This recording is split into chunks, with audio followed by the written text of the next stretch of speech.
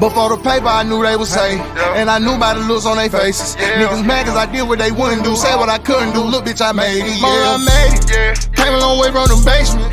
Body on me, I ain't playing, y'all.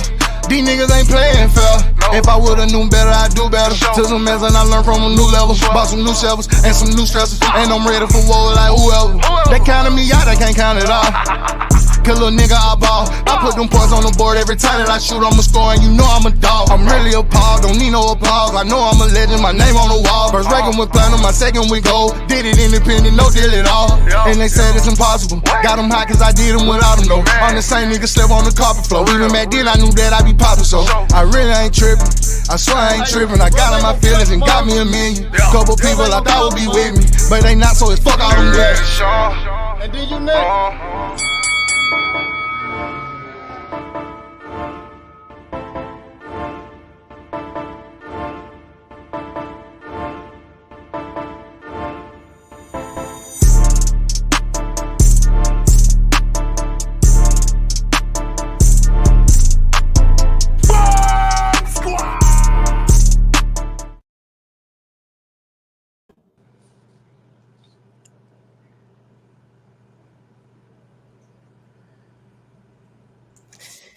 Hello.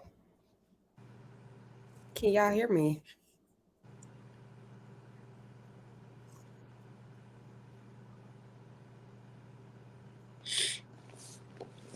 Okay, I hear something. You can hear me? Yeah. Okay, cool.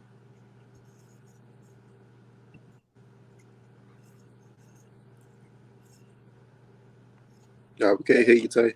No, I got you. We got Brian Norman Jr. in the building, of course. And then we got the lovely Jasmine K in the building as well, talking this boxing talk. But the man up to the far right, he don't need an introduction as well. But I definitely got to introduce you guys to Jasmine K, man. She's definitely been doing a thing when it comes to talking boxing. And there's very few females that I can say that about. You know, I don't see any non-biasness or anything of that nature. She's going to get straight to the point and tell you how it is and give you her thoughts. So got to respect that. And the man to my top right, like I said before, I brought him over here. I don't know how many times. Everybody said we talk alike. But my little brother, man. Hey, man, he's the champ. What's going on, champ? Good with you, Tay. Man, I'm good, the champ is here. Yes. Of course, I know, Brian. I know you. Have you met Jasmine before, Brian? No. Nope. Well, she definitely have been representing for you. She definitely has been doing reels and everything with your name on it. So it may have popped up on your Instagram. So I'm sure you probably saw it. Yeah, I got you. Nah, for sure, man. But let's get into it, man. Hey. You did your thing against Giovanni Cetinian, man. How it feel? I feel great, man. He was an undefeated opponent at the time. I believe 32-0. Very rough and rugged fighter. You see what he did to Rocha. And I went to his backyard and just snatched his chain and brought it back to GA. So ain't no better feeling. Nah, for sure. Yeah. Nah, for sure. Go ahead, Jasmine. You got anything for him? No, I mean, that was I think you caught a lot of people by surprise, and that's not to, undermine your performance or what you had done up to that point. But from the outside looking in, I think a lot of people would agree in the fact that was it was a breakout fight for you. Mm-hmm. Some people that were aware of you, have seen you fight before, and then others that had heard your name and maybe never seen you fight before, but going up against a guy like Satian, I don't know if it's how to pronounce his last name, but Giovanni, especially coming off the dominating win that he had last year versus Rocha. I mean, coming into this year, he was like one of my standouts to basically disrupt the whole welterweight division, and you just stole that. Yeah. So definitely congrats to you. I appreciate that, but you had him as that guy for a reason. Like you see his work, you see what he put in. So the fact that I be the guy that great, you know what I'm saying, says a lot about me. 100%. 100% nah, agree. leading up to the fight, man. Just take us through the whole process. Leading up to the fight. I think, I can't speak for you, but I'll say this. I say, I think I had text you and I said Centillion, and then I think I if I remember correctly, you was like, yeah, and I was like something like June something, and you was like, what do you see? I Yeah, said, bro, you see it all the time, and come forward. He's gonna yeah, be right there for you to hit. yeah. So just take it through the whole process, man, because a lot of people don't know what you went through. And of course, a lot of people, I'm not gonna say devalue you, but a lot of people, lost interest, so to say, simply because of the different performances that you had. But I'm gonna touch back on that. But I want you to walk us through the process when you very first got the call. So it was like 2 weeks after my previous fight in March 2nd, and you see I was dropped for the first time and things of that nature. Like you said, people start to lose faith in me. And so 2 weeks later, we got the call about a potential fight with Giovanni, and off rip, of course, we was about to do a rematch with the last guy, Yeah, Boca but Chica. yeah, Boca Chica, but Giovanni #1, so I had to take this fight. I had to do it. So we decided to do this one May 18th. By the time they caught me, I was already back in the gym working out anyway. So I guess they thought they were finna catch me while I'm dead, but they didn't know that I'm be norm and I'm far from the norm. Yeah, yeah, yeah. I was working already, and then leading up to the fight, just get my mind right, just watching thousands and millions of film of Giovanni, trying to get every habit down, get the best mindset to come into the fight and like what route to take and things of that nature. But as you see, we came in ready to go. Absolutely. See, one thing that I do know, and a lot of people don't know, is that I know you're a student of the game. So when Yeah, you asked me, I'm sure you had already saw what I had seen anyway. yeah, So it was even no question. But here's the number one thing that really like caught my eye, bro. I normally talk to you during through lead up to the fight. yeah, I didn't even speak to you. yeah. I knew what time it was. So with that being said, you going away to Dallas, and I know you're a home person. What was Yeah. that like? Because I know you get homesick quick. What was that like? I definitely do get homesick quick, but this time I was so focused on the mission that I had the best time ever out there in Dallas. So I got no complaints at all. But I will start to break at the end, but I think that made my mind fully lock in on the fight because they're like, boy, all this pain I'm going through, all this suffering, but you finna get this work. So it Absolutely. definitely got me in the right mind state. Right. So I Well, know you go ahead, Jasmine.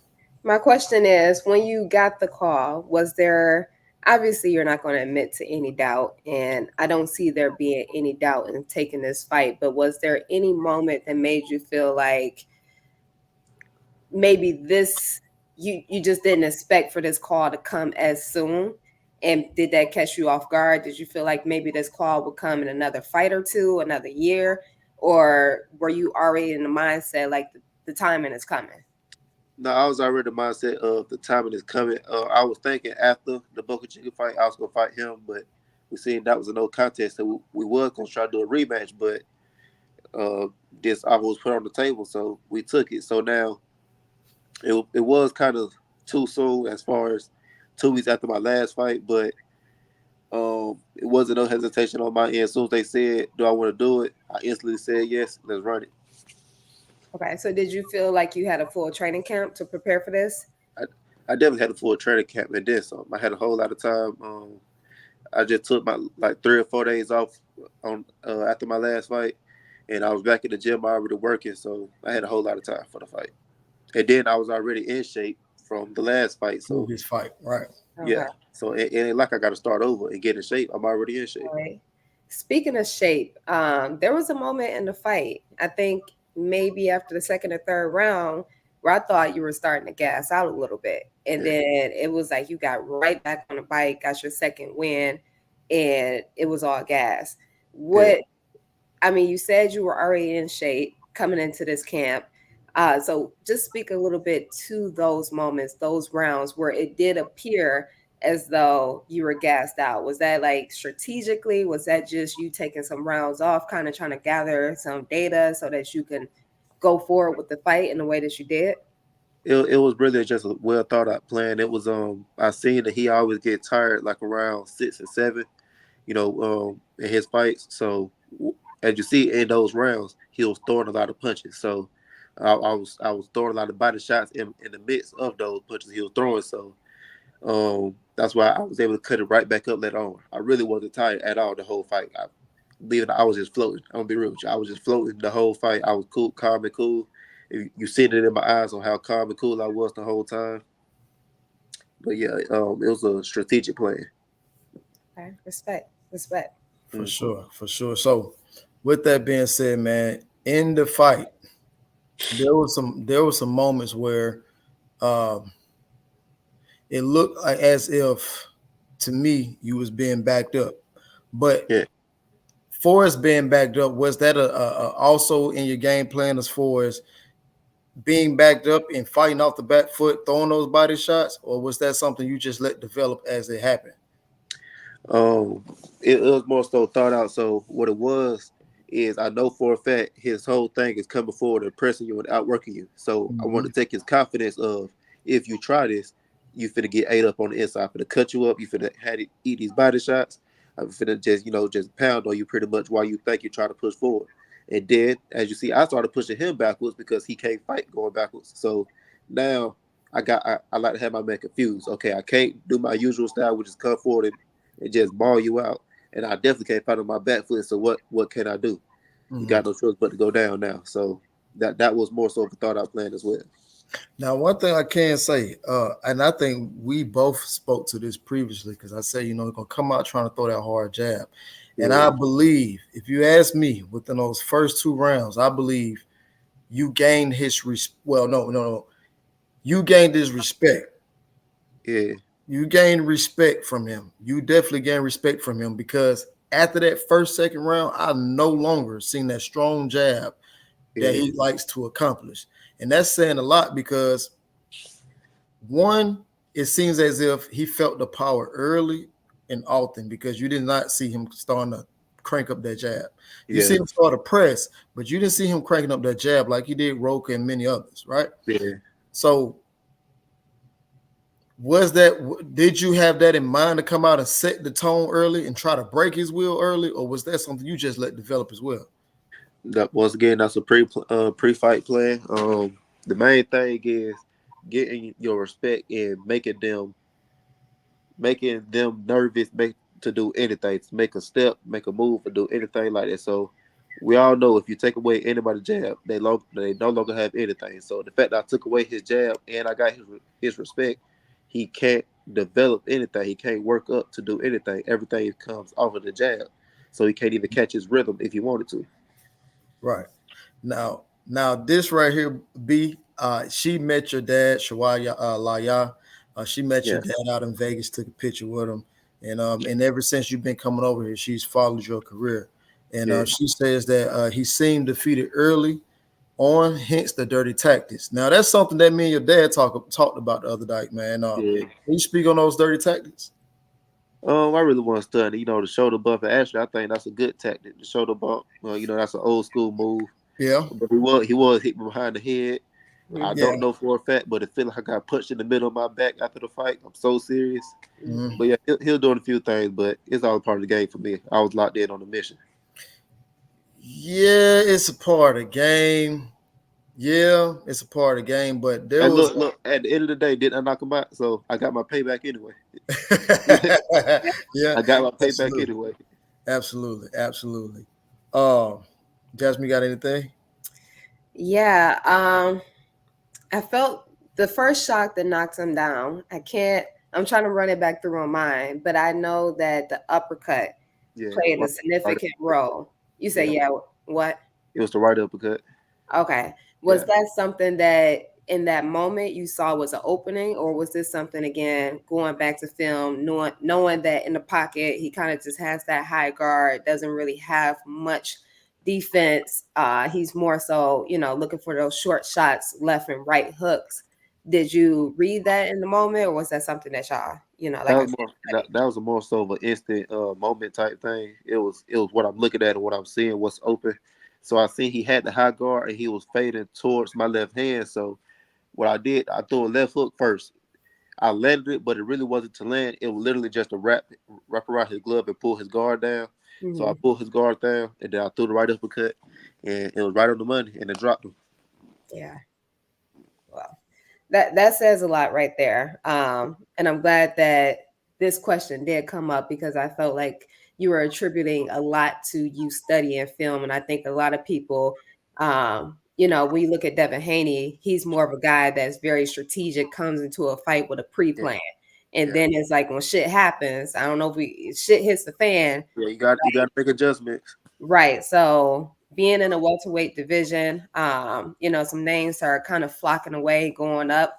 I think that's like a strong attribute of yours to give credit to. The fact that one, like Tay said, that you're a student of the game and that you actually go back and look at film. I think a lot of guys at this level, they don't look at film.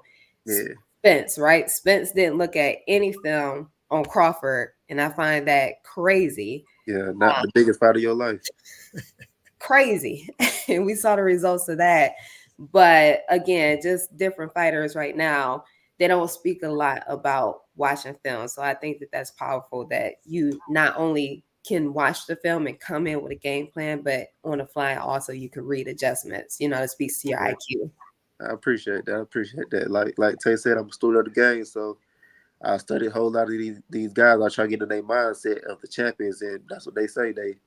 They are very strategic and very pinpoint about everything they do. So I try to be the same way. Yeah. Gonna go far. So now that you've captured the interim title, we all know that it's just a matter of time before Crawford goes out and says that he's not going back down to welterweight and that belt is yours. Talk a little bit about what your plans are, you know, which you and the team kind of foresee with the rest of this year playing out and then also going into next year. I can't say what's next just yet, but my big goal, of course, is to go undisputed at welterweight, and I believe my next championship fight, I would like it to be against Mario Barrios. Okay, is that given that Barrios, because he's also an interim champion, is that given that he'll get the WBC and then you guys will both have a unification fight with the WBO? WBC? It'll be pretty much a unification fight, and I feel like he's a very great opponent, and I do better when it's a tough fight. So I need as many tough fights as possible. I feel like Mario Barrios is that guy. Okay. What's the biggest thing, the biggest loophole in his game? Obviously not giving us too much, but what gives you the confidence, the loophole that you can see in his game that you'll be able to just walk through him? The fact that he'll be in the ring with Brian Norman Jr. Fair enough. Okay. Like I said, I'm not king of adjustments. I know how to make things happen. And one thing I know how to do is win. So the fact that he's in the ring with Brian Norman Jr. is enough. Okay. Absolutely. I just want to go back to that knockdown very quickly. First of all, I want to know in that moment, because if you look at this right here that I posted, the one that's on the bottom left. Yeah, the pose. The pose. Yeah. The pose. Man, talk to me about the pose, man. So what it was is, okay, I was the villain that night. I went to his hometown. I went to his city. When I'm walking out to the ring, people booing me. When they announce my name, they booing me. They going crazy for him.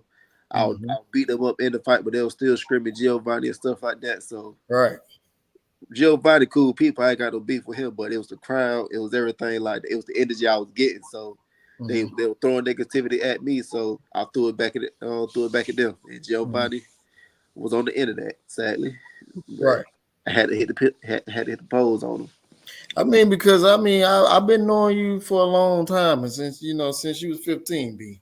Yeah, and I be chilling. I'm gonna be honest with you. I ain't never seen you celebrate. It shocked me. And hell, I was celebrating with you.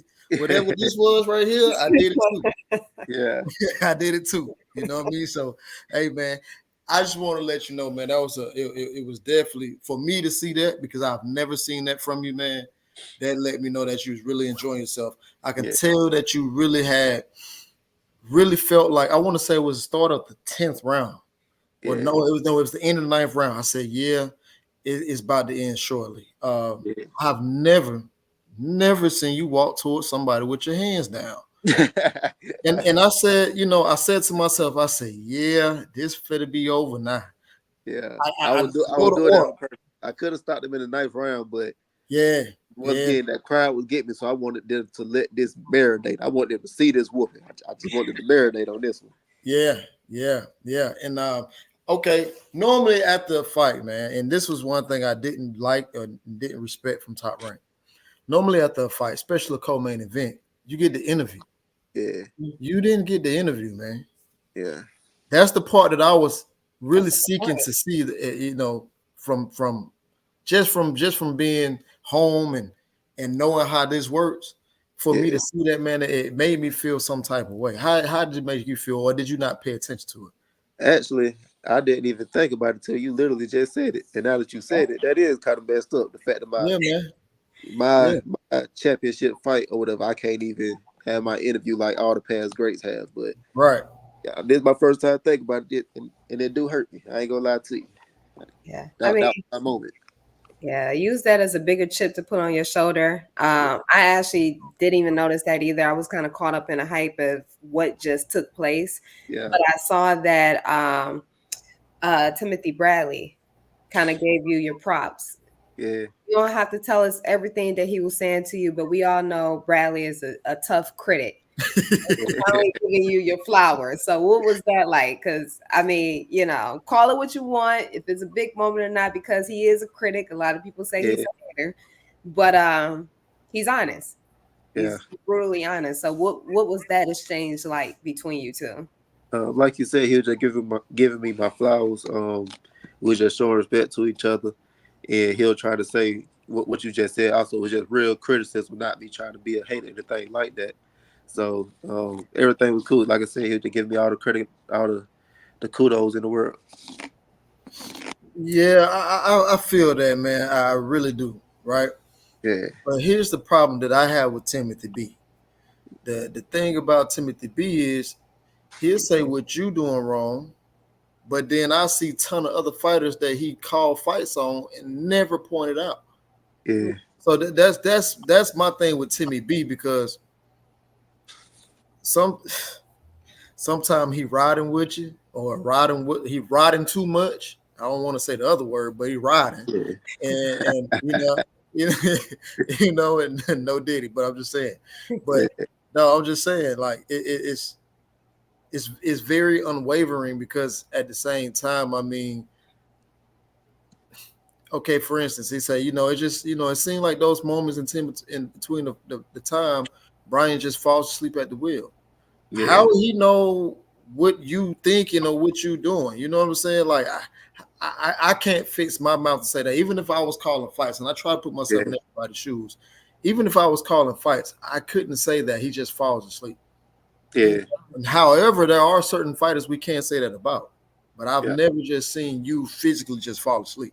No. So I was there the whole time. right. Yeah. Yeah. But anyways, we gotta get to something better, man.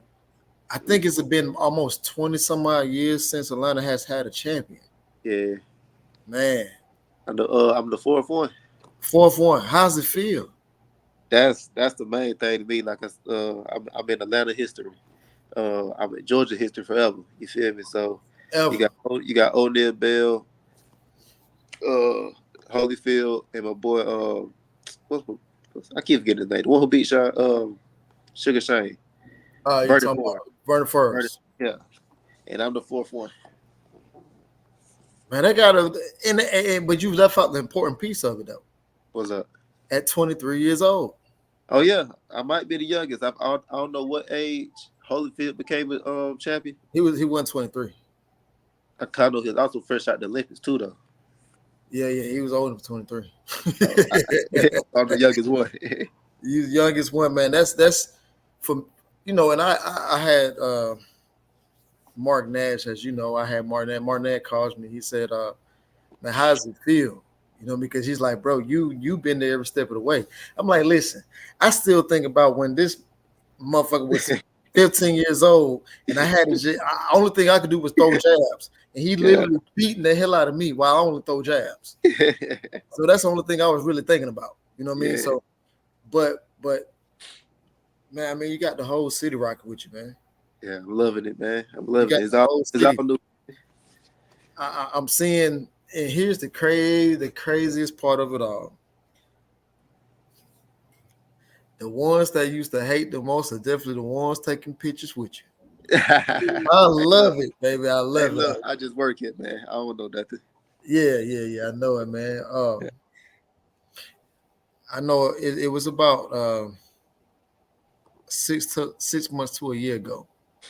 Yeah. I called you one day. I asked you what you was doing. You was like, I'm going to work. Yeah. I said, what you going to work for? I mean, bro, just keep me busy. This is the third. I said, no. What you going to work for? I said, bro, because I said, in a little time, I don't know if you remember that conversation. I said, but in a little time, you won't be working no more. You told me that. Yeah. So, as a WBO champion, right? I don't think we should be working no more. I'm chilling now, man. I can finally relax. Yeah. My boy Tate spoke into existence, man. Yeah, man. Yeah, you got to, man. Like Champ always tell me, man, speak, believe it, receive it. You know what I mean? Mm-hmm. So, for sure, man. We definitely got to get some other news going, because like I say before, I know you got other people that you want to fight. One of the biggest things I've been hearing is that, oh man, he don't want to fight Boots, or he ain't ready for Boots, and Boots this and Boots that. Don't get me wrong, because I'm a Boots fan, and I know you're a Boots fan. But what people don't know is that you guys sparred each other before. So for me to hear someone say, "Oh, he's scared of Boots," they don't know. So with that being said, man, of course people gonna say Boots, but you know what you think about that fight. I know it's something that you want, but you can tell us more. So first thing first, I fear nobody but the man in the mirror. Absolutely. Because I know he a bad motherfucker. But regarding Boots or whatever, I believe that fight will happen one day. You know, he want to fight undisputed. I want to be undisputed as well. So it's bound to happen no matter what. Yeah, for sure. It seems as though you may be on a quicker projection of being able to capture more titles than him. Is that something that you foresee happening? I do. Regarding me fighting Barrios and fighting Stanionis, I don't feel like if you see in a box where people are scared to fight Boots and stuff like that, but you see I'm the new guy, I'm the young, I'm the baby and stuff like that, so they probably will fight me. So I want to capture those belts and then give Boots the opportunity as well. That puts you in a huge position as far as being a bigger player on the board. We see it all the time where these guys are a little bit more seasoned, they're more known, and they come to the negotiation tables trying to basically bully. And I can definitely see you capturing, if not 3 of the 4, definitely 2, and coming to the table and being able to, negotiate in your favor a little bit more. Yeah. Have a little leeway, have a little pull on my end. Yeah. You were Top Rank. How many more years? Absolutely. Now another question. Oh, go ahead, Tay. No, you go ahead. Oh, I was just asking, with him being with Top Rank, how many more years will he is under his contract with them? I believe it's 2 or 3 years now. I believe so. 2 or 3 more years. A lot can happen, man. Yeah. Okay. That's nice. Got someone want to ask you a question and say, how has your recent victory changed your life? Like we were just saying a minute ago, I don't got to work. I ain't got to worry about anything like that. You know, I can finally chill. I can finally rest. You know, keep my feet up a little bit, and even actually put more time and effort into boxing. You get what I'm saying? I can recover better. I have the funds to fund my life. If you get what I'm saying, so that's the main thing. Um, Absolutely. this Yeah. fight was the biggest thing to me ever. Yeah, for sure. Yep, for sure. Well, you definitely gonna. I know you're gonna take care of your body because you always take care of your body. But we both got the cryo system, so we're good on that. But I got some more stuff that you need to get on to. You know what I'm saying? Yeah, I yeah, got yeah, you. yeah, yeah. Yeah. Now, but what I wanted to talk about was the next thing. Of course, WBC, of course, Mario Barrios, and then I think IBF is Jerome Boots Ennis. The Yeah. WBA, you also got Monte Stanionis. Now, I'm getting ready to see Shelly Finkel tomorrow. Well, when I make it there tomorrow, but we might can get something going with Stanionis. You know what I'm saying? Because Stanionis, Shelly Finkel, that's this manager. He's right there with Deontay, so I can kind of, hey man, you need to put Stanionis, get this belt lost right quick. What you think about Just same Stanionis thing. fight, man? The same thing with Mario Barrios. I feel like those fights will be real similar. I believe those guys are real similar as fighters. It's just Mario Barrios is taller, so I feel like both of those fights will go the same way. I'm gonna be honest with you. If you ask me, they just a orthodox Santillan, both of them. You ain't lying. And the reason why I thought, yeah, see, I know Yeah. I ain't lying. That's what I feel like because they both come forward. They did to be hit. You know what I mean? Uh, Stanionis is only it's only before time. You know what I mean? It's only before time that somebody punches just as hard as him. And from the looks of it, I mean, Santillan, he may not even be the same after that fight. I'm just going to Yeah. put that out. He may not be the same after that fight. That was brutal. Yeah. Very, very brutal. Hmm. Say what, Jalen? I say, yeah, he took a beating. Yeah, he did. Going forward, man, we got of course, you got the supposedly the 140-pound division. Got Ryan Garcia. He pretty much talking, that he's coming up in weight. Uh, what about a fight with Ryan Garcia? But the only thing is, do you think that he'll be suspended? Since these new things come against him as far as his B sample being dirty, do you think that he'd be suspended, or you think he got to play in effect, or what? I think he will be suspended. He was just fighting Devin Haney. Devin Haney know a lot of people. So no matter what, he gonna get suspended or something gonna happen. But I would love a fight with Ryan Garcia. You see how big in boxing he is right now. So the fact that I can go against him and get that victory over him, that's gonna it's gonna make me even a bigger star. My question would be, given How do you? every, I must be lagging a little bit. But my question is, given everything that we've seen play out, as far as the tactics, the dirty tactics that he's had coming in overweight, seems as though this was something that was already planned. And then in addition to all that, him testing positive for multiple PEDs. Do Yeah, you, because there's been like some conversations that I've been having. Obviously, nobody regrets having a fight because there's so much to gain from it. And with Ryan being the global star that he is, like bad publicity can turn into good publicity. yeah. Bad opportunities can, turn into good opportunities. But is that something that you really would want to, you know, is the reward bigger than the risk and potentially going through the same stuff that Devin went through?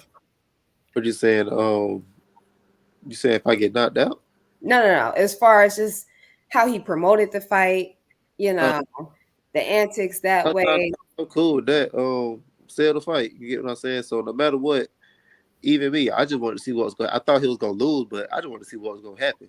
And I'm real cool with that. You know what I'm saying? I want him to sell the fight because that's more money for me as well. Okay. So basically you wouldn't feed into it the way that everybody fed into it, and Nah, especially obviously Devin, because I don't know what they were doing for the whole trainer camp, but it doesn't seem as though they were training for that left. no, you if you gotta train like you fight for your life, and I don't know if he was playing or what, but he know for a fact Ryan Garcia got a mean left hook. So that's one thing you definitely supposed to tighten up on and not get hit with in the very first round. Yeah. Absolutely. Considering the fact that you did see the fight, what you think? What did you think about the fight overall, and what would you have done differently? I feel like, my fight? No. With Ryan Garcia and what's Devin Haney? Devin Haney. With that fight, plain and simple, stay away from that left hook, man. So, he got caught early in the first round, and I'm pretty sure it's not easy to keep the same mindset of keeping the game plan, staying calm and cool or whatever. You think his So equilibrium was off? I definitely believe that. And Mm-hmm. then you see when he got dropped the first time, he was actually knocked out. He froze up and everything. He was struggling to get up. He was already knocked out. So it sounds easy to say get away from the left hook, but we not in the ring with Ryan Garcia. Mm-hmm. I feel like he just got caught early and he couldn't find himself after that. Facts. Said 817. He's definitely a big fan of yours as well. He said, let him do whatever he wants. He said, just make it in the ring on fight night and beat the dog shit out of him. He won't try to be Norman at all. Yeah. So yeah, that's how I feel about it. No matter what, we gotta step in the ring so he can talk all he want to talk. He can do all the crazy stuff. But I know for a fact, I'm finna step in the ring with a grown man, and I'm finna treat him like a little boy. Right. Now he's not. So here's the thing. You're with Top Rank. You got Ryan with Golden Boy. Yeah. You got two of 147-pound champ. Well, supposed to be champions or interims. Barrios a PBC. You got Stanionis PBC. Then of course on your opposite side, Metro. you have Matchroom with Boots Ennis. Yeah. Do you think? Connor Ben, right? He's still at 147, right? And I forgot about Conor Ben. Right. So with that being said, now you got a couple fights on your hand right there. Me personally, I'm just saying what I want, right? Me personally, what I want, I would love for since you're the WBO champion, and then like Top Rank, they have guys they I won't say fillers. They have fillers. You have guys like who fought on the undercard, who fought what's the kid name? I forget his name. The heavyweight, the white boy. I can't think his name. So You're not talking about Torres? Flores, right? Right. So Torres? Oh, Torres. So you got Torres, Mm-hmm. Abdullah Mason, Shushu. Why not bring those guys to Atlanta? You're the WBO champion. Just like have a homecoming fight. That would be something for me. Have a homecoming fight. You're gonna fight somebody in the top 10 out of the WBO just to keep going. And because I do believe that you'll be elevated here in the next couple of weeks. So would that be something that you would like to do for us having a homecoming fight? Oh yes, it been a long time since I fought in Georgia anyway, and then I just won the fight of my life, my last fight. So I would definitely love and appreciate having a homecoming fight. Yeah. Absolutely. I think Top Rank also has a history of bringing their guys back home before that next, step to Vegas. Yeah. So it definitely, I would love for you to come here and to fight. I definitely think the city will come out and support you and show up. Yeah. We haven't had a fight since Shakur was here. Yeah. So that was September 2021. Yeah. Mm-hmm. I was there. Yeah. It's been a minute. Yeah. So I think Norman victory the other night is KO of the year so far. Yeah, I keep seeing that. I appreciate that. The fact they said knockout of the year. That's crazy to me. The fact I believe it is right now because, like I said before, man, Mark Kriegel, the way he reacted, it had me out my seat. Yeah. Yeah. It had me out my seat. Biggest hype man ever. Nah, for sure. Yeah. Afterwards, let's talk about after the fight. What was the fans saying to you? Did you gain any fans? I know you had the Latino community out there, of course. Yeah. Did you date any fans? Did you talk to any fans? Or how was that after the fight? Yeah, so when I was walking away from the ring, you got the fans right there. Believe it or not, everybody was loving me. I was in his hometown, and of course, people were booing me, but right there on the walkout part, everybody loved me. They was trying to take pictures with me. I was taking pictures with as many people as possible. But I gained a whole bunch of fans that night. And then, it was on ESPN Live, so Yeah. um, so soon as I get back to the hotel, I get my phone. That's blowing up. That's jumping. So Yeah. that night, I gained a whole bunch of fans. Yeah, I ain't even bother calling you. I said, fuck that. But, Yeah. but look, I seen Shakur Stevenson tweet you. Yeah. He said, I don't know if he tweeted you, but I know he said, damn, that was a hell of a performance, Brian Norman. Yeah. You had you had I seen Warren Sapp, Hall of Famer Warren Sapp, Yeah. mention you. It was a couple people. It was a couple people. Yeah. Damian Lillard, I think he tweeted something, if I'm not mistaken. Yeah. It was a couple people that tweeted or mentioned you on Instagram stories or something like that. Man, Yeah. how does it feel knowing that you pretty much capture a lot of fans globally that night? That's the biggest thing to me. It's the fact that, it's a lot of champions out here that we don't care about simply because they're not entertaining. Right. So it's the fact that not only am I winning and winning in dominant fashion, but I'm out here giving y'all what y'all want to see. I gave y'all a good fight. I gave y'all a good 10 rounds. But now I also let me give y'all a knockout at the end. This is a cherry on top. So Right. it was a very beautiful, beautiful thing to see. I captured everybody. I had people from Brazil texting my phone and stuff like that as well. So everybody loved the fight. Right, man. I mean, you hit another stratosphere now. Yeah. You hit another level. You got entertainers, you got football players, NBA players, other professional fighters contacting you and tweeting you, man. You hit another stratosphere. Talk to us about that. With that right there, it's just to me, it's just like opportunities. Like, you, for example, know a lot of people that can help out with certain things. So that's how I look at it. We can all get to the same place, which is the top. That's where everybody want to be at. So it's best to be with a team. Yeah, I was just laughing at the comments, man. They crazy in the comments, man. For sure. They crazy in the comments.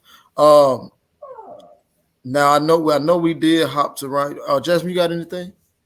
Piggybacking off of that, do you feel there's a lot of pressure now to deliver, those same type of fights? Or are you just gonna go in, into every fight, reading each fight as it comes? That's definitely what I'm going for. You can't just have a good, but it's the reason why the greats are the greats. They wasn't great just one time. They were consistently great. So I'm going to every fight like I should be better than my last. So I did very great in my last fight with Gio, but maybe in my next fight I gotta do 10 times better. So if that's knocking him out in round 9 or sooner, or just making it so dominant, so one-sided, that's what it's gonna be. So while I say, can you tell us what it meant when he pointed at Robert Garcia? Or is that too personal? No, that wasn't even personal either. It was just the crowd, and they want to disrespect me, so I'm disrespecting everybody. I already posed in front of Giovanni. Now it's time for Robert Garcia's turn, but like I said, ain't nothing against that. It was just the way I was feeling that night. Right. Now I do want to just say what you just said, that you got to do something 10 times better. And people have heard me say this too. This is something that Deontay shared with me. He said that it's not about what you do to get the belt, it's what you do to retain the belt. Yeah. So that just let me know you already in the right mindset, but by the answer you just gave to Jasmine. So continue on, man. Continue on. Yeah, also, Pernell Whitaker got a quote of, "It's easier to win the belt than defend the belt, because winning it, you are going after the top guy. You can study him all day long. That's just your one target. But now that you are defending the belt, everybody is studying you. So you are the one that's being watched 24/7, watching your every move, your every step." Yeah, absolutely.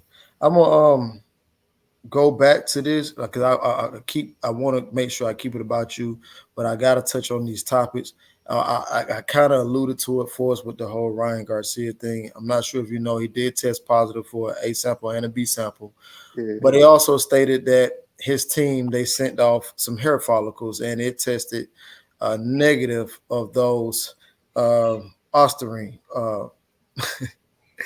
It's funny to me, and I want to get both of you guys' takes on what you think about that. I don't know what's going on. Um, if he took it, he took it. If he didn't, he didn't. I know for a fact if he took the steroids or not, that left hook would have probably did the same thing. And that's all the respect to Devin Haney, but a left hook is a left hook. Right. Yeah. I got you. What you think, Jasmine? I feel the same way. I don't know what's going on between everything that is Ryan's putting out there. I feel like, we already know you got to believe half of what people say. But with Ryan, it's almost like, what are the chances that he's actually leading us right? What are the chances that he's actually being upfront and being honest about this, the entirety of all of this, the process, everything? I feel as though his integrity is definitely diminished and that was before he even tested positive. Just the route that he took to basically secure the win. To me, the integrity is just not there. And I don't know at what point in his career he felt he had to get to this point. It seems as though, he was a good-hearted kid, and I don't know if life just sped that process up and he's just grown super, at a faster pace. To me, the integrity there is no longer there. Um, so I mean, I'm just trying to keep up like the rest of everybody else and try to follow along. I'm not a fighter. I've never been inside the ring, so I don't know what it means to, take a punch from a guy or a girl that either comes overweight or that is potentially on a performance enhancer. I mean, at the end of the day, like everybody's saying, he couldn't defend the left hand. And that was something coming into that fight that was on my question mark list, because with Loma, he also couldn't defend a straight left hand. Now, granted, a lot of people are like, well, Loma's a southpaw. But we see in the same situation with Ryan Garcia, we know that's all he has. And he still couldn't defend it, whether he fell asleep or not, whether the impact is the same or not. Again, I've never been inside the ring, but I would like to think that maybe if the weight wasn't a factor, the left hand wouldn't have felt the same. And I give credit to Devin for being able to take the left hand and still get up. Equilibrium, being off, being able to box in those middle rounds and still score on the cards. Like, I give him credit for that. So my thing is, like, would the impact have been just a little less than what it was that night? That's my only take. The Ryan's full of shit at this point. Yeah. Big respect to Devin Haney because he'll take some heat. And like you said, that boy kept getting up and it was the wrong game plan, but his heart just kept telling him to come forward for some reason. And that speaks for itself. No matter what, he was finna dog out on that fight. Yeah. And just to pick off back what Jasmine was saying as well, and I've said it before, I believe that first shot did a lot of just do. I believe that first shot knocked him off his equilibrium. I know how hard it is to come back from when your equilibrium is off and you're trying to fight through it. You may not fight like your same self. I also believe that Devin Haney had the wrong game plan when he could have made the fight much more easier. The reason I say that is because I've seen Devin box. I've seen Devin box the shoes off somebody. I also seen him box Regis Prograis, who I believe hit harder than Ryan Garcia. But I also see and felt as if Devin Haney was trying to make a point to finish Ryan Garcia off faster than what Tank did, so he can have some type of leeway when it comes to negotiation and bargaining with Gervonta Tank Davis. I also believe that played a factor. Even when Bill, and I love Bill, and I know a lot of people hate Bill, right? But me personally, knowing Bill outside of boxing, I know he's genuine. But I can also say that I felt as if, when I heard Bill say, meet us in the sit in the ring, which is cool, but I wanted sit in the ring and box, not sit in the ring and bang, not trying to go for the knockout. I didn't want that because I know that's not Devin's game. You see what I'm saying? So once I seen that, I said, yeah, this now you're not talking what I want to hear. You know what I mean? That's just me. And it actually played like that throughout the time of the fight. I never seen Devin Haney chase anybody in the ring, but I seen it that night. I've always seen Devin try to keep the fight in the center of the ring using the jab, and I barely seen it that night. So it's a lot of things that I can say and I saw, but I think majority of it was them trying to beat what Javante or top what Javante Tank Davis did, simply because they seen that he came up in weight and he can actually punch out a little bit at 140, considering the fact that he dropped Regis Prograis, considering the fact that he almost knocked Regis Prograis out in the later rounds. So I believe that Devin may have felt like he was feeling himself and he could punch. And I do think that if you ask me, I think anybody can punch in those 8-ounce gloves. All it takes is 8 pounds of pressure. Yeah. But that's ultimately what I think as well. So I'm right there with you guys as well. One thing that I didn't say was this. Of course, my older brother, he was in Colorado, visiting Coach Prime when Ryan Garcia was up there. And he did say this. He said, man, well, his wife said this. He talked to me once I got back from my fight in Mexico. He called me. He said, bro, I seen Ryan Garcia. I said, yeah. I said, yeah. I said, yeah. And he say, man, he said, he called his wife baby. He said, man, baby say he owns something. Now, this is before anything came out or anything of that nature. So baby say he owns something. And I'm like, what you mean? Based on how he looked physically? Like how he looked and how he acted.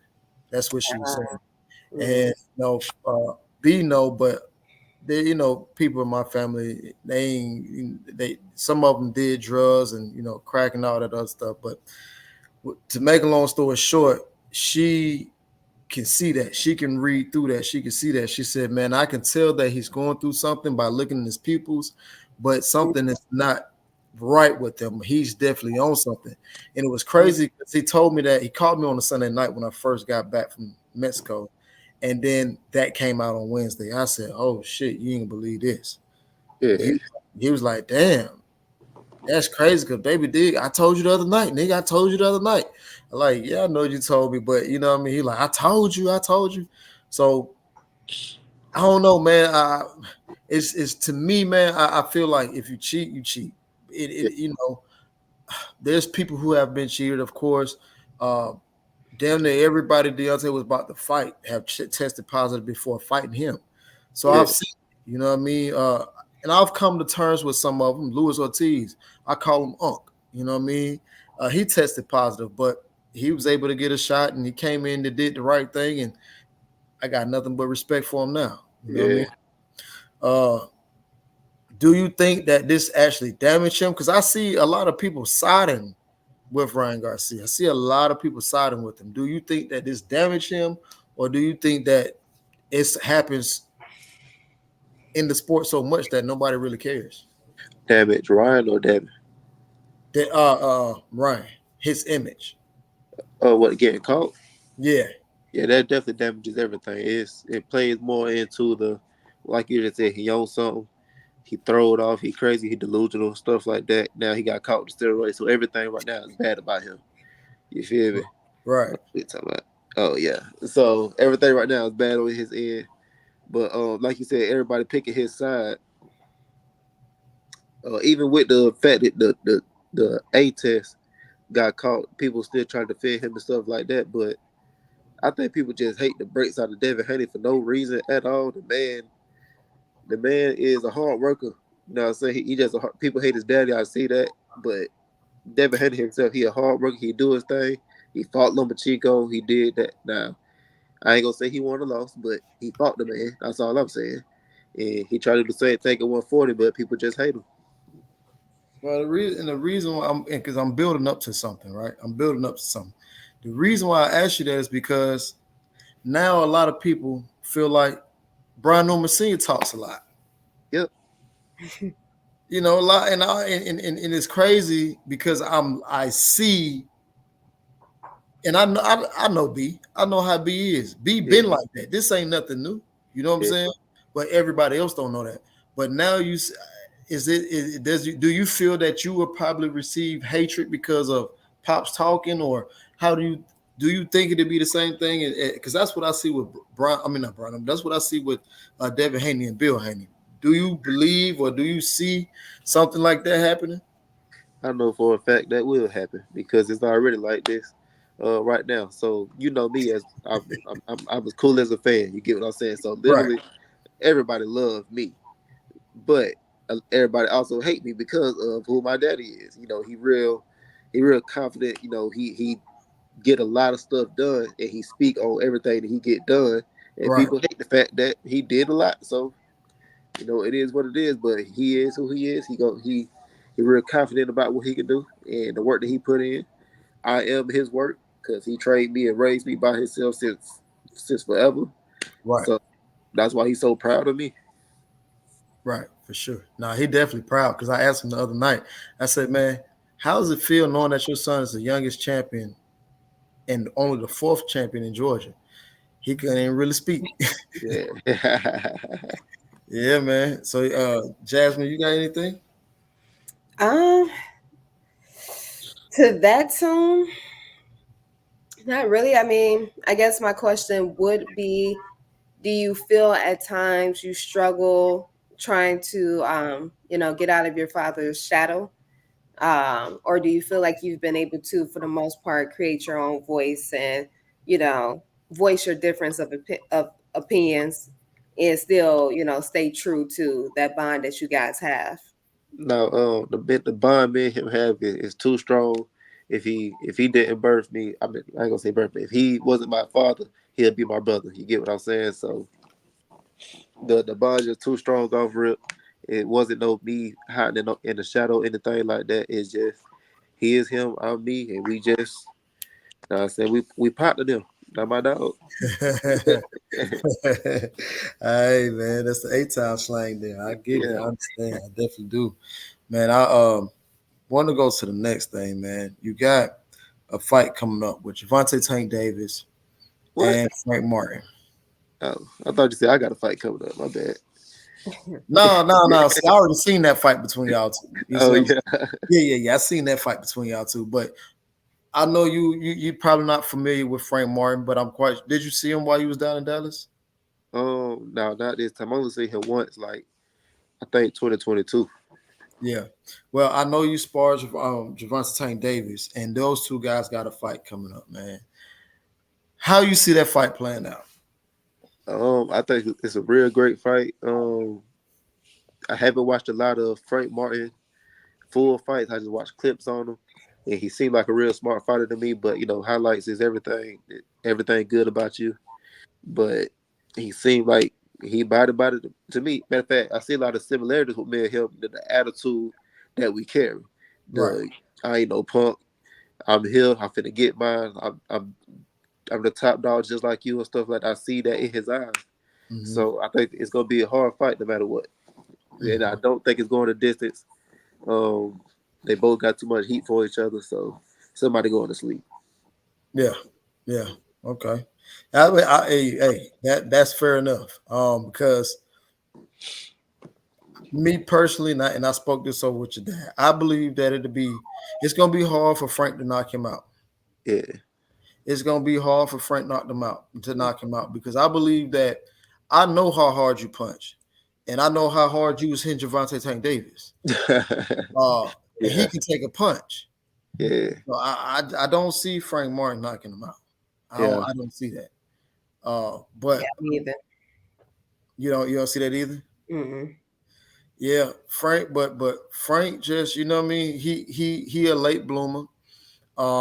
Versus a guy like Javante Tank Davis, which what I mean, uh, can possibly play a little part to his demise in the fight, if you ask me, simply Mm-hmm. because he's a late bloomer. I think that would be the only thing. Now, Can Frank pull it off? I think Frank can pull it off, but the one thing that Frank is missing that you have is the athleticism.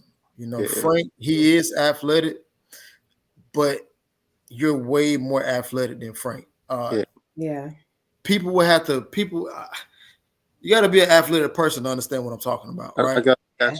Yeah. Right, but also too, what you're saying, sorry to cut you off, but that part of being athletic that a lot of people that aren't athletes don't understand is the reaction time, the response, being able to quickly read something in the moment of, and it could be something that you possibly didn't even train for. But just because you're a natural athlete and you have that athleticism, you can, one, react, and you got the explosiveness to react and impact. So I agree with you on that. That's the thing that I see that he lacks. You see what I'm saying?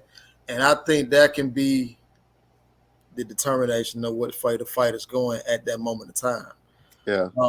And I always tell people that subscribe here, I always tell people, I know what type of style can beat Tank, and I know what can beat Tank.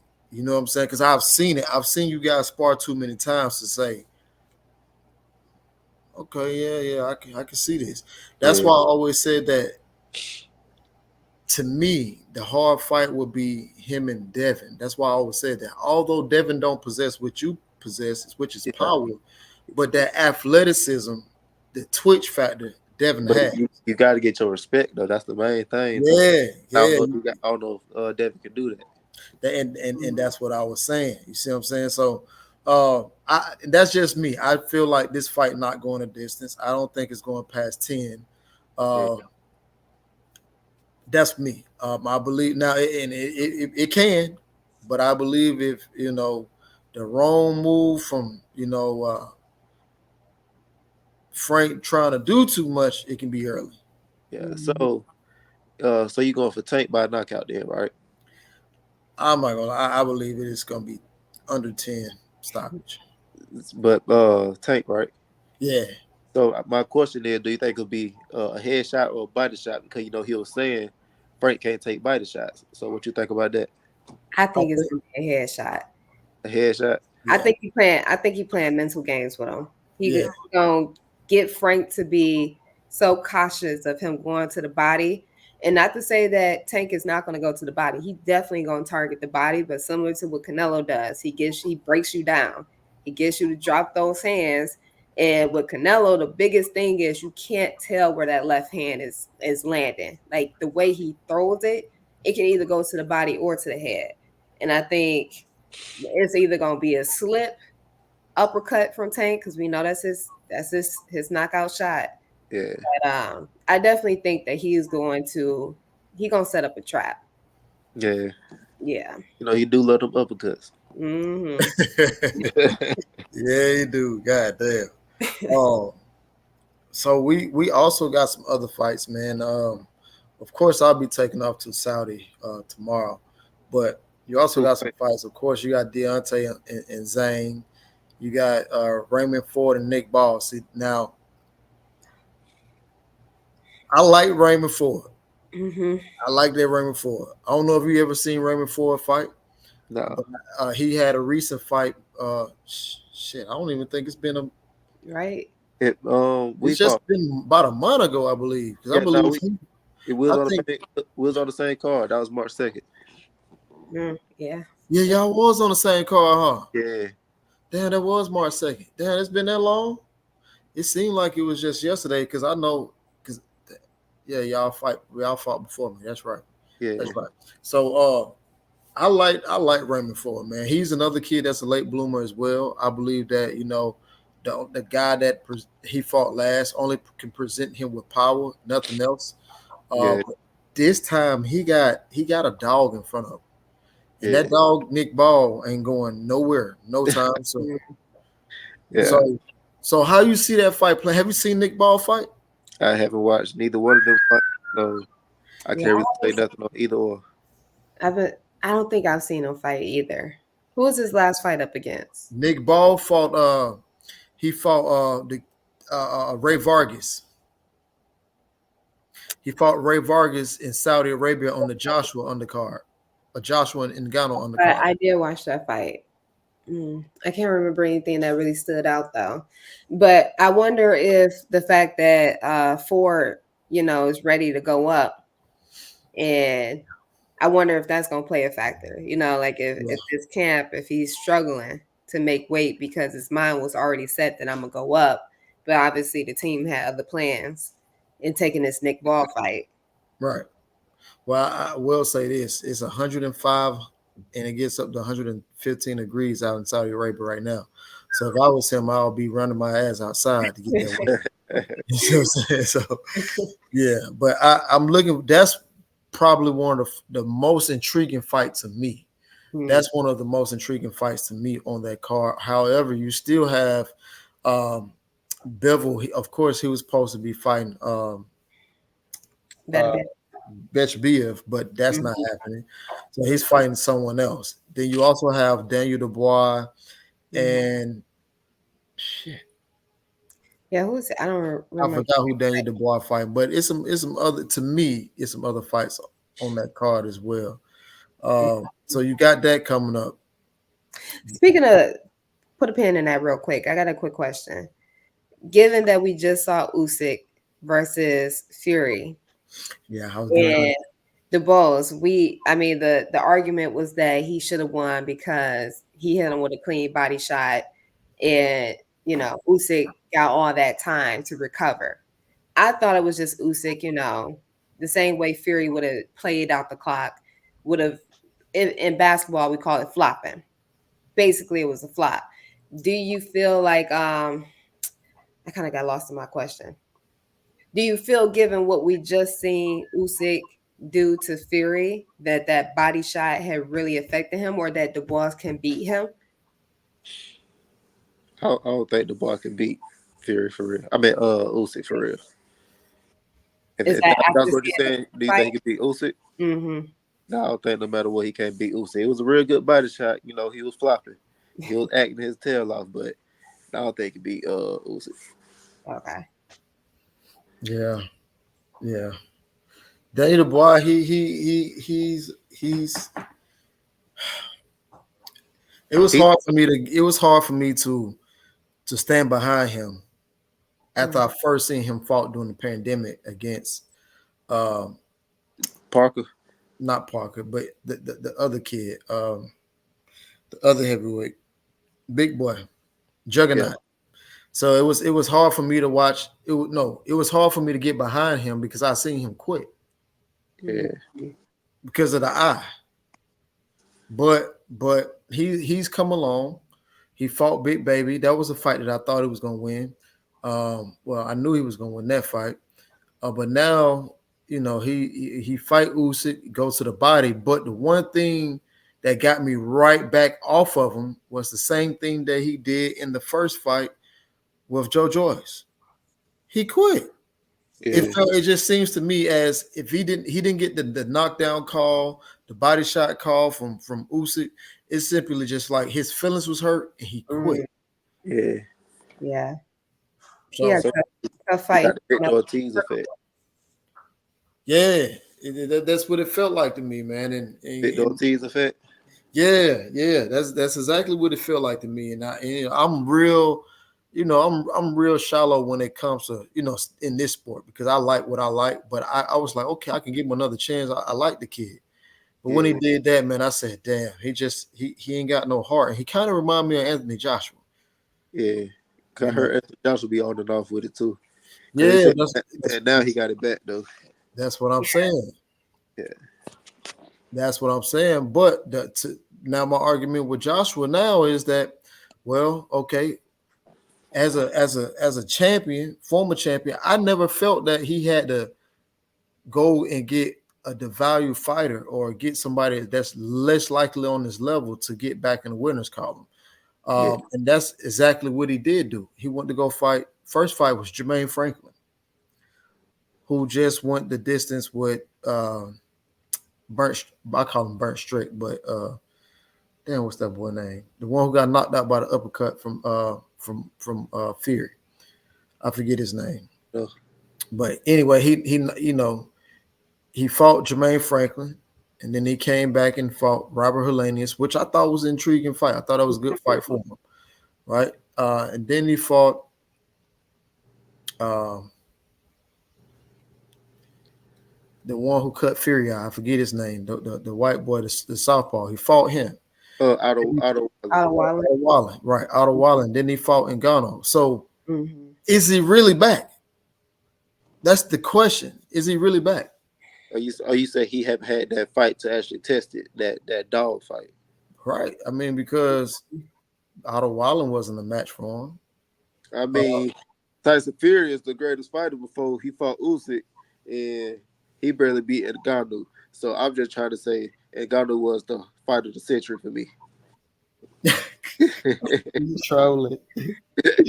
You trolling. So you see how easy he dealt with Ngannou. So I think Anthony Joshua is definitely back. Yeah. I think he's back. I think we see the same fighter or a glimpse of the same fighter that we saw before he lost to big guy, Mexican. Oh yeah, Andy Ruiz. Yeah, I mean, he's still kind of got like this dullness to him where I feel like he's not allowing for the moment to be bigger than him and to be bigger than himself. So I feel like he's really like, he's learned those lessons from those earlier defeats that one, Andy Ruiz, a guy he wasn't supposed to fight, but his opponent, who was he fighting before? I don't remember, but he ended up having to fight. I think it was Big Baby. Okay, yeah, right. So that even the Usyk fight, I think the Usyk kind of was just like the way they looked at it was like a stay busy fight until they can get the Fury fight. Yeah. And then they weren't expecting for him to lose that fight, let alone one time, and he loses it twice. And then even with Helenius wasn't supposed to be the guy that he went up against either. So I feel like he's kind of gotten that light back. And I mean, he looks good. It seems as though him being active is the difference, regardless of who it is that he's fighting. I mean, I feel like in the heavyweight division, everybody's a factor. So I feel like with the activity, like as long as he continues to stay active, I think he's back. But I mean, the question is like, okay, Usyk is the undisputed champion. You've lost twice to him. So where do you go from here? Like, what fight makes the most sense? What I got to say is Usyk never fought this version of Anthony Joshua. If he was to fight this version, he would have got knocked down in round 3 with a right uppercut to the body. Anthony Joshua is the baddest man on the planet, second behind me. But I believe he is back and he is better. Tyson Fury better not fight that man. Nobody better fight that man. Anthony Joshua is the one, the only, the king of the heavyweight division. Brian, it sounds like you're like, hey, bro. But now here's the thing. Now. Here's the thing, though. Here's the problem that I have. Oh man, see, because I know that although it was a quote unquote contract signed between Deontay and Anthony Joshua, although Deontay did lose to Joseph Parker, that fight still could have happened. They asked Anthony Joshua if he still wanted to fight. And if Anthony Joshua was so sure of himself, he would have said yes. He said that he's quoted and stated that he did not want to fight Deontay Wilder after a loss. But my only thing would be, well, why would you fight Ngannou off a loss and not Deontay off a loss? Maybe, yeah. Do you think that fight will happen one day still? If Wilder knock out, I believe although that he has because his third fight on that contract would be Big Baby August 3rd. I believe if Deontay knocks out Zhang, I believe that Deontay and Usyk may be next. Simply because I don't believe Usyk and Fury are going to fight again. But I thought Usyk was saying he was really finna retire. He just want to fight Tyson Fury. Yeah, but when you all the sheep and you throwing million around, anything can happen. I mean, one more fight. I got one Yeah, more. I got one more in there. Why you counting Tyson out? You think he gonna retire? He was talking about retiring as well. I mean, he had already been talking about retiring, and I also knew there's some things that he can't do over in Saudi Arabia because Turkey al-Sheikh is not allowing it. So he kind of feel like it's back against the wall. You know what I mean? And What meaning, like taking different fights? what you mean taking different fights? That there's some things he wants to do out in Saudi that he can't do. No, some things that he normally does that he can't do in Saudi. That's and Turkey al-Sheikh is not going for it, and I believe that if there's going to be things that he's going to do, it's not going to be in Saudi, it's going to be in the UK, so he can have so he can do what he want to do on his playing field. What's these things that you speak of? He likes to take medications. He likes to take his PEDs, and which is why he was heavily tested this past fight.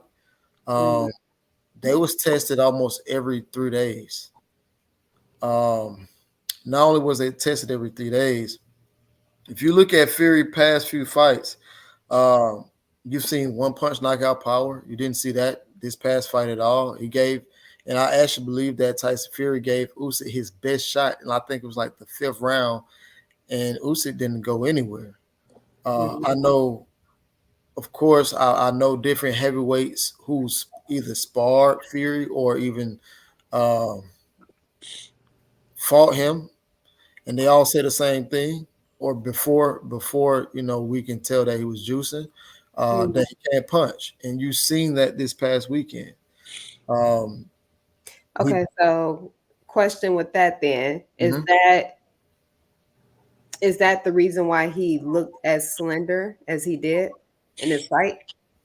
Absolutely. Absolutely. If you look at Fury, if you look at Fury from when he fought, what's his name, Ngannou, and I believe they announced Usyk versus Fury when we got there. So that was like January. I mean, that was like December 16, 15, somewhere along in there. He was already losing weight. He was already slimmed in. My thing was, and I was telling everybody, he's not going to press Usyk. You didn't see him press Usyk. You went from having one punch knockout power your last 5-6 fights to only going back what you did the first fight with Deontay, which was boxed, to a guy who boxed. It didn't make sense. But again, there's just, like I say, just from talks with Turkey, those are just things that I can verbally say that we've spoke about. So there were certain, I know for a fact there were certain things that he couldn't do. But hence why he still can't come to America. It's a lot of things, you know what I mean? But I do believe that if there's going to be another fight, he definitely is going to be in his home. It's going to be in his hometown. Like I said before, if you ask me, I believe that he already had doubt in his mind that he couldn't beat Usyk. One of the reasons why I said that is because I was trying to tell people that his fight with Alexander Usyk, he was offered $120 million for the fight, and that's $60 million to fight for both fighters. But he wanted 70% of that. And then automatically he was like, well, we can go fight in my hometown and I still want 70%. Usyk still said, yeah. But Turkey was saying, well, I'm going to make this fight. As you can see, the Saudis end up signing Alexander Usyk.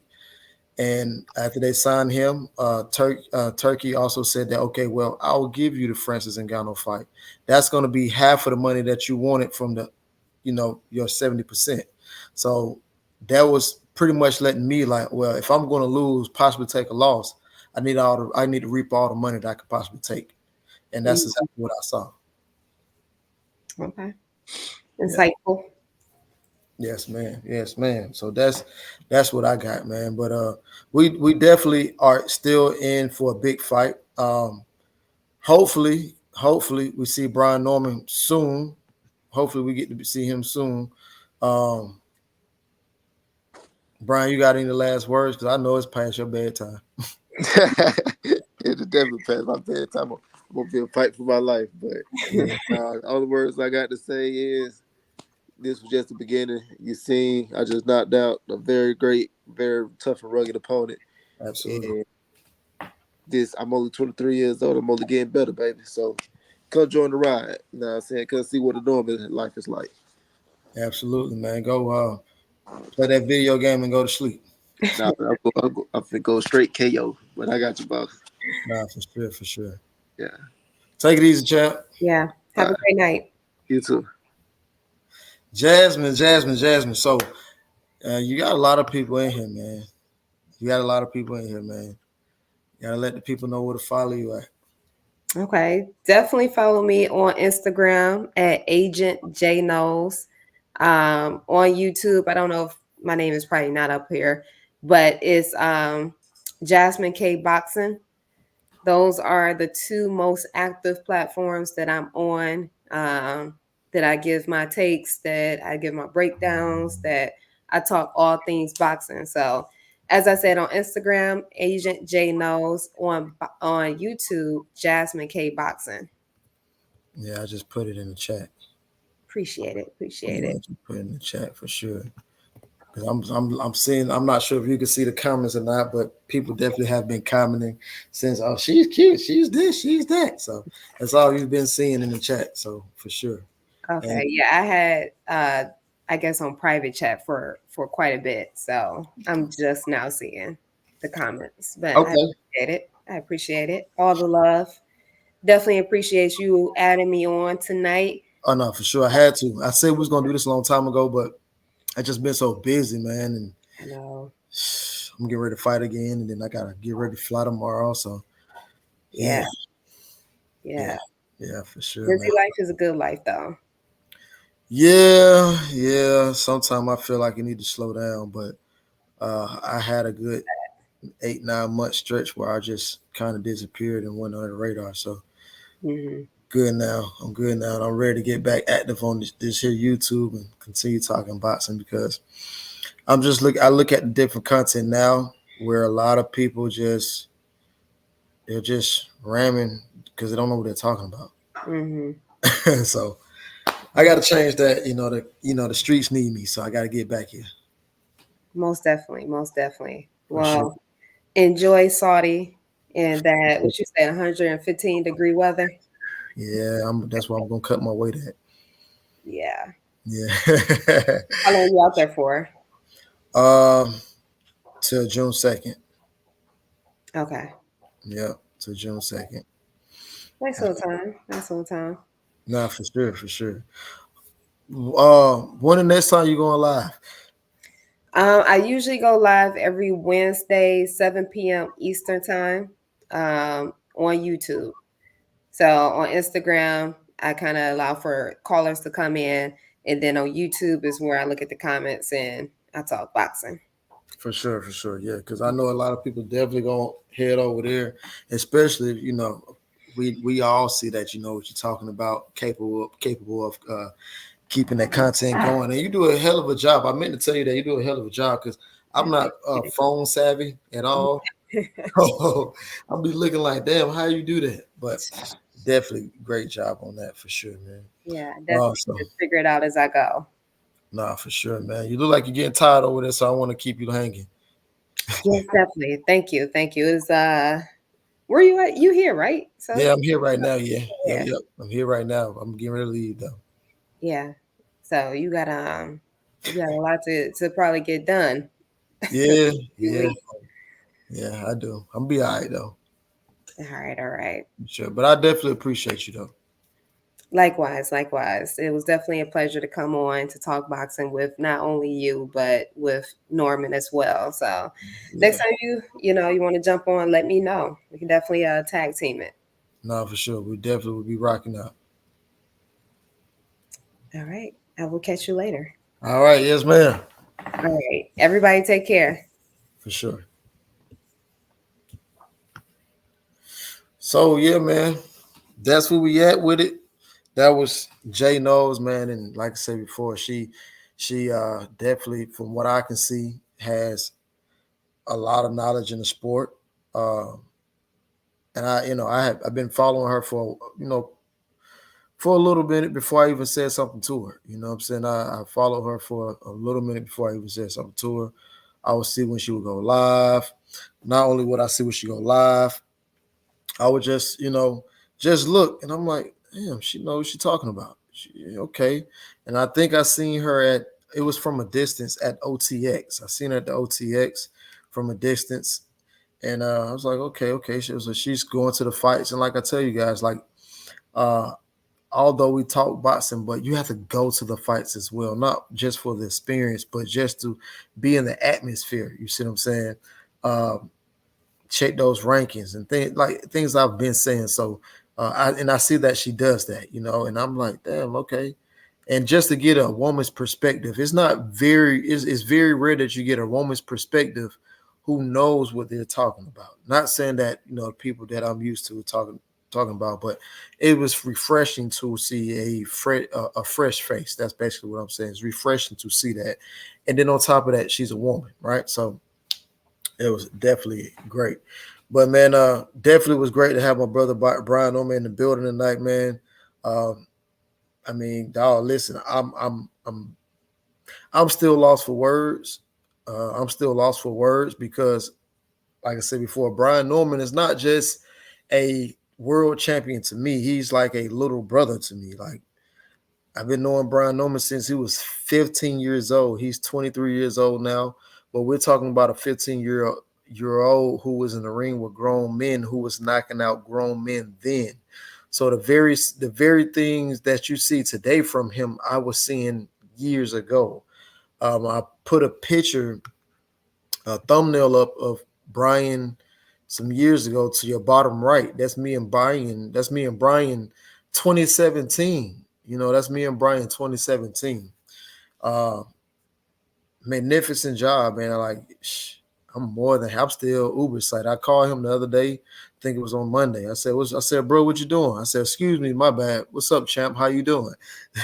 So I mean, damn, I call people champ anyway. I always call people champ because I always feel like you're a champ in somebody's eyes. You're a champ, and we're not got to even talk boxing, but you're a champ in somebody's eyes, to your kid's face, to your mother, to your pops. You might be somebody's champ.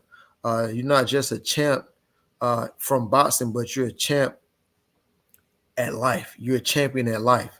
So when I use the word champ, right, I don't use it towards boxing at all. I call everybody champ because you're a champion somebody's life, and then we all champions at life, some way, form, and fashion. So that's one of the reasons why I say that. But man, this is my third time this week going live. Uh, like I said before, if you haven't followed the other channel, make sure you go follow the other channel because we definitely gonna have a lot of.